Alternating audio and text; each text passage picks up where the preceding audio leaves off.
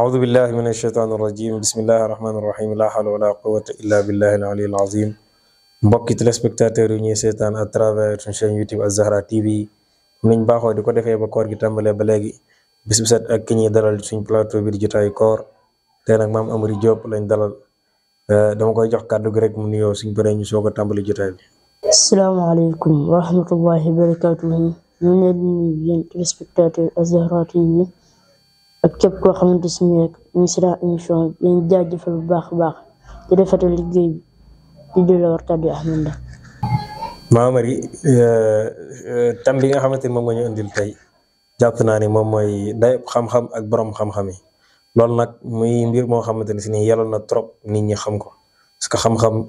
solo si mu am ak borom xam-xam yi tamit seen yitte yi am moom la ñuy def pour jële fi ak réer loolu yàlla na ci nit ñi ñoo xam ko waaye tey buñ doon wax ci xam-xam yan leeral ngañ ci mën a indi.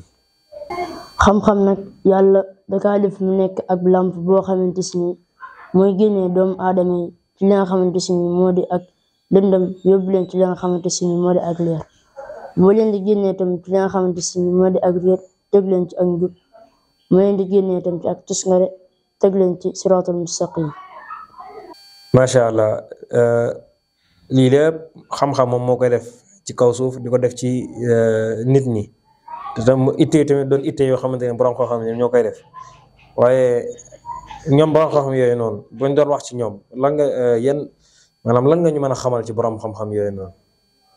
borom xam-xam yi ñoom ñooy ñi nga xamante si ni ñooy fi taxawaayu yeneen yi bu du woon ñoom kenn duñ mën a avancer ñoom nag ñoo tax ba ñu mën a avancer ci li nga xamante si ni moo di xel ak ci jikko ak ci xol looloo tax na mu war ci ñun ñëpp ci bépp doomu aadama mu dem ci borom xam-xam yi ñu jàngal ko ndaxte ñoom borom xam-xam yi ñoom ñoo fi taxawaay yeneen yi loolu tax nag bu dul woon borom xam-xam yi duñ mën a avancer waaye tamit duñ mën a màgg loolu tax nag mu war ci bépp doomu aadama mu dem ci borom xam-xam yi ñu jàngal ko ñu jox leen nag seen respect jox leen ak gëdd gu mat sëkk borom subhanahu wa taala mi wax ci Alquran naan qul hal yastawi alladina yaalamuuna walladina laa yaalamuun ndax ki nga xamante si ni jàng ak ki nga xamante si ni jàngu den mën a yem. imaamu Shafii yal na ko yàlla yërëm mi ngi wax naan wa kam yarfau ilmu ashxaasan ila rutab wa yaxfidu ljahru ashrafan bila adab ñaati nit day xam-xam di yëkkati ñoo xamante si ni kenn xamul leen woon nee na ak réer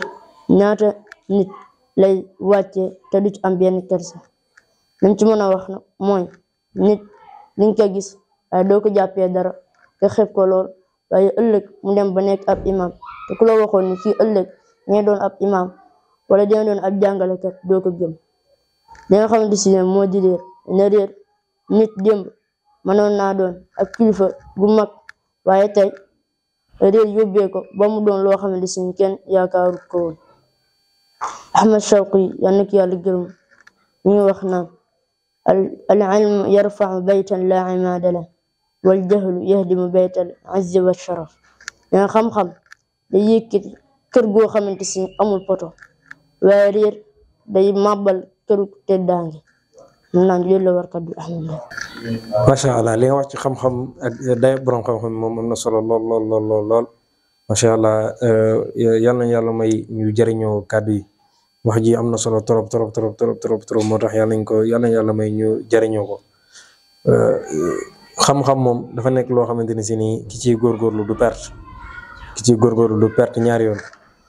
dama au contraire sax day gagné ñaari yoon parce que itte bi ngay def ci njàng mi coono la waaye coono boobu après boo ci paree diñ ci am teraanga àdduna en même temps tamit yàlla dina la ci yëkkati